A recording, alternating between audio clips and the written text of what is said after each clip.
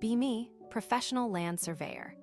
I work for a large municipal engineering firm, specializing in property demarcation and infrastructure mapping for newly developed regions. My days are spent staring at cadastral maps, GPS coordinates, and historical deeds. My personal vehicle is a highly specialized, heavy-duty surveying rig, complete with a mounted total station, GPS receivers, and a custom bed for stakes and tools. It's too heavy for most residential driveways, so I park it legally on the street in front of my house, just at the edge of the municipal easement. Be not me. Chadwick Barrington III, president of the Willow Creek Estates Homeowners Association. A man whose financial success seemingly stemmed from inheritance and a conveniently timed dot-com boom, leaving him with an abundance of time and an insatiable need for control. He viewed Willow Creek, a recently developed, slightly rushed, and ambiguously platted subdivision, as his personal fiefdom. His house was immaculate, his lawn manicured to an unnatural sheen, and his golf cart was his primary mode of transport. He was the self-appointed arbiter of taste and order. The first few weeks in Willow Creek were a prelude. I received a polite but firm letter, printed on heavy stock paper, detailing concerns about the commercial aesthetic of my surveying rig. It suggested alternative parking arrangements. I replied with a scanned copy of my vehicle registration, commercial license plate, and a citation of City Ordinance 4.17 governing public street parking for commercial vehicles. My email also included a screenshot of the official plat map for Willow Creek, highlighting the public right-of-way where my vehicle was parked. Crickets, for a while. Then came the courtesy visit. Chadwick, golf cart humming, pulled up beside my rig as I was finishing up a call. He leaned out, a forced smile plastered on his face. "Lovely day for it, isn't it, Mr. Miller?" he began, his voice dripping with condescension. "Just wanted to personally ask if you found a suitable garage for that. Truck of yours?" He gestured vaguely at my livelihood. "It's quite the eyesore, you see. Doesn't quite fit the curb appeal we're cultivating." I explained, as politely as my patience allowed, that the rig was my work vehicle, legally parked, and that there was no garage in the county large enough to accommodate it. I reiterated the city ordinance. His smile tightened. "Well, perhaps we'll have to revisit the HOA bylaws regarding unsightly personal property on common areas," he huffed, then sped off, leaving a faint scent of expensive cologne and misplaced authority in his wake. I made a mental note to review the bylaws again. They were vague, but common areas had clear definitions. 2 weeks later, another official notice. This one threatened daily fines for violation of Article VII, Section 3B, maintenance of community aesthetics, citing my commercial vehicle parked on community property. The kicker was the enclosed map. It was a poorly photocopied section of the subdivision plan with a crudely drawn red circle encompassing my parking spot. The red circle clearly extended past the actual HOA-controlled common property line and into the municipal easement. I responded by email, attaching a certified copy of the official plat map, highlighting the public right-of-way in bright yellow, and politely requesting an immediate retraction of the notice and an apology for the misrepresentation of community boundaries. No reply, just a confirmation of receipt. I knew then this wasn't about rules, it was about Chadwick. The breaking point arrived on a Tuesday while I was out on a job site surveying a new bridge foundation. My phone buzzed with an alert from my rig's GPS tracker. Vehicle movement detected. Unauthorized towing. My blood ran cold. I immediately called the local non-emergency dispatch. They confirmed no city-sanctioned tow. I then called the HOA management company. Their representative, a harried young woman named Brenda, sounded apologetic. "Mr. Miller, I'm so sorry. Mr. Barrington specifically requested a tow from Ace Recovery Services. He insisted it was an emergency common area violation." I drove like a man possessed, the entire time documenting everything. The GPS logs, the phone calls, Brenda's timid confirmation. When I arrived, the rig was gone. In its place, however, was something far worse than an empty parking spot. The heavy tow truck, clearly operated by someone incompetent, had torn deep gouges into the asphalt of the public right-of-way as it maneuvered. Worse, the corner of my property, which bordered the main community access road, now had a newly exposed, jagged section of buried fiber optic conduit clearly visible where the truck had dug in. My property marker, a simple but critical brass cap, was obliterated. Within an hour, a crew from Ace Recovery, looking shifty, was attempting a patchwork, repair, to the torn asphalt, their equipment already leaking hydraulic fluid onto the fresh damage. Chadwick, golf cart parked conspicuously nearby, watched with an air of smug satisfaction.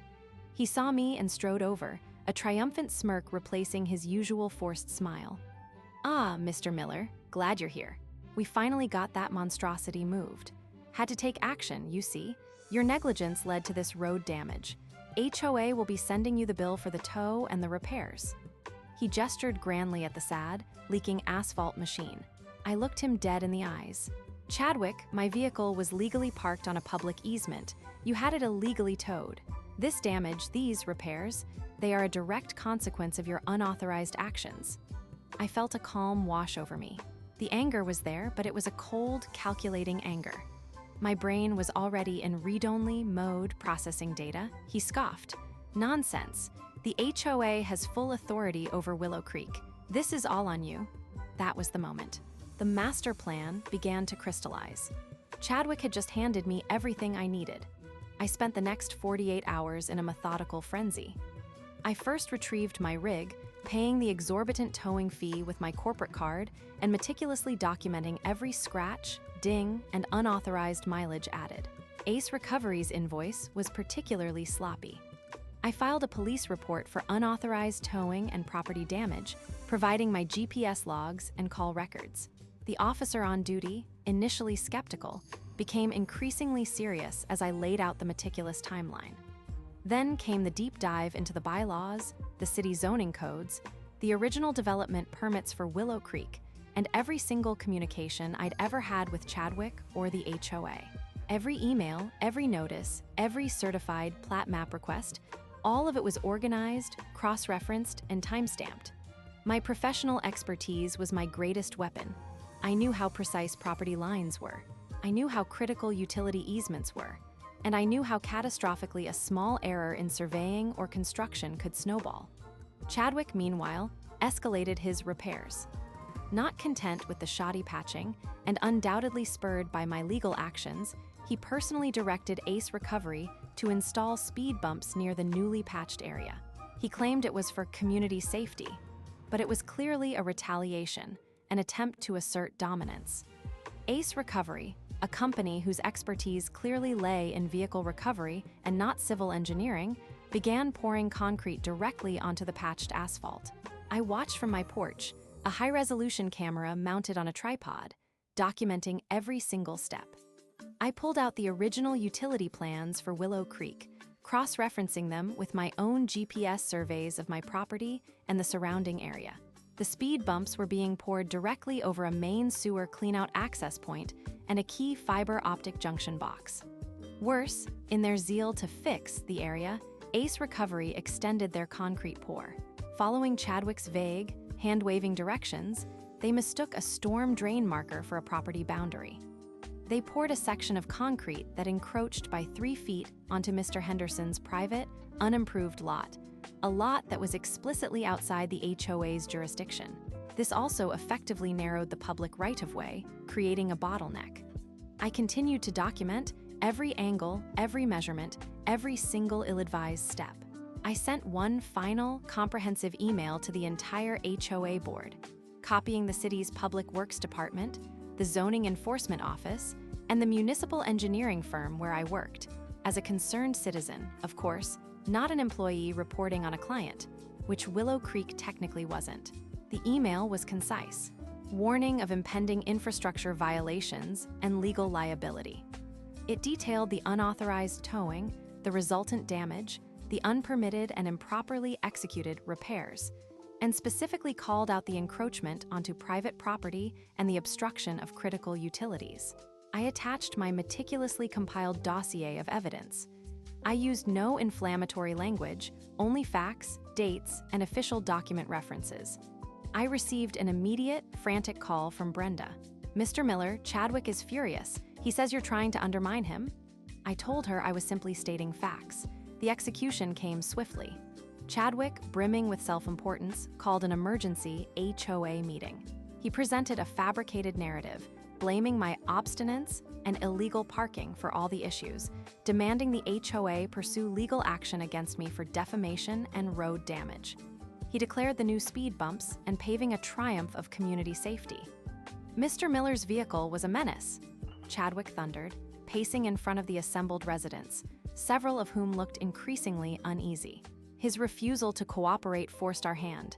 These new improvements, these speed bumps, they are for your children's safety. Actually, Mr. Barrington, they are a hazard, I interjected calmly, standing up.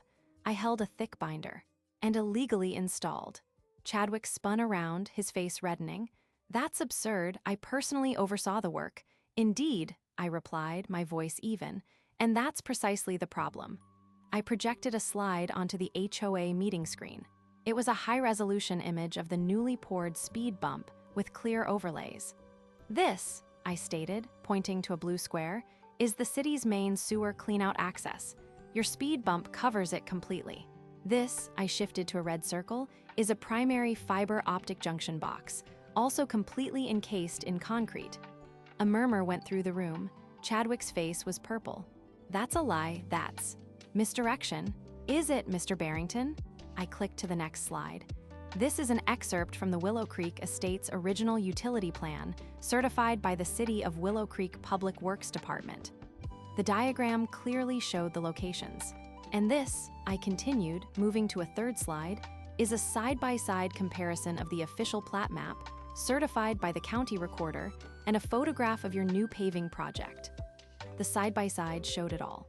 The crude, hand-drawn red circle from Chadwick's original warning, compared to the official, surveyed property lines. The new concrete paving clearly extended 3 feet beyond the HOA's property boundary and onto Mr. Henderson's private lot. Furthermore, I added, projecting a photograph of the narrowed road, this encroachment reduces the public right-of-way to below the minimum width required for emergency vehicle access, specifically fire trucks, under City Ordinance 6.22. Panic began to ripple through the room. A resident raised their hand. Chadwick, is this true? We can't have fire trucks unable to get through. And my fiber internet, another resident exclaimed. Is that why it's been so spotty? Chadwick stammered. This is Miller's doing. He's trying to sabotage us. He made me do it. I made you instruct an unqualified towing company to illegally remove my legally parked vehicle from a public easement, I asked, my voice calm but sharp. I made you order unpermitted construction that damaged critical city infrastructure and encroached on private property outside your jurisdiction. I pulled out the ACE recovery invoice, showing Chadwick's direct authorization. I presented the police report for the illegal tow. I showed the time-stamped photographs of ACE Recovery's team installing the speed bumps directly over the utility access points. I finished with a final slide, a screenshot of my email warning to the HOA Board, Public Works, and Zoning Enforcement, dated 3 days prior. I provided ample warning, Mr. Barrington. You chose to ignore it and proceed. The fallout was immediate and spectacular. The meeting devolved into chaos. Within hours, the city's Public Works Department arrived, accompanied by a zoning enforcement officer and a representative from the utility company. They assessed the damage, took measurements, and immediately issued a stop work order. The offending concrete was marked for immediate removal at the HOA's expense. The utility company issued a stern warning about the potential for massive fines for infrastructure obstruction. The HOA board, realizing the depth of the legal and financial hole Chadwick had dug, voted unanimously to strip him of his presidency and remove him from the board entirely. The municipal engineering firm where I worked, while not directly involved, now had the city as a client seeking consultation on the Willow Creek infrastructure incident. ACE Recovery Services was put on an unofficial city blacklist for unpermitted work and illegal towing. Chadwick was facing multiple potential lawsuits.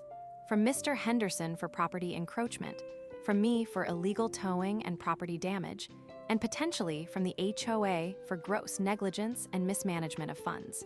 His fiefdom had crumbled. Update, Week 2. Chadwick's house looks less pristine now. The lawn, once a manicured marvel, has a few patches of brown.